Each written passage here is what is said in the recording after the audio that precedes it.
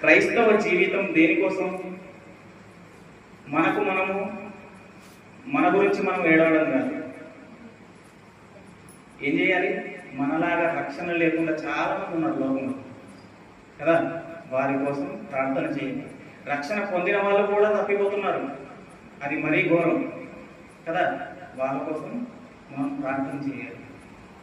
సువార్త ఆగిపోతున్న పరిస్థితులు ఏర్పడుతున్నాయి, మనం సువార్త కోసం ప్రార్థన చేయాలి. ఎందుకంటే మనం వాక్యాన్ని వింటున్నాం, దాన్ని జీర్ణించుకోలేకపోతున్నాం. కనీసం ప్రార్థన చేసి సేవ చేసే వాళ్ళకు బలంగా నిలబడతాం. ఏం చేద్దాం కదా. యుద్ధం చేయలేనప్పుడు ఏం చేయాలంటే యుద్ధ ఉపకరణాలు మోయాలి. అంటే యుద్ధంకి కావలసిన సామాగ్రి ఏదైతే ఉంటుందో, సైనికుడు తినే ఆహారం, సైనికుడు ఉపయోగించే ఖడ్గం, కవచాలు, టెంట్లు, అలా చూస్తూ పోతే వాటిని మనము వివిధ రకాలుగా డివైడ్ చేసుకోవచ్చు. సేవను ముందుకు సాగించడానికి కావలసినవన్నీ కూడా మనం సమకూర్చే పని చేయాలి. అర్థమవుతుందా?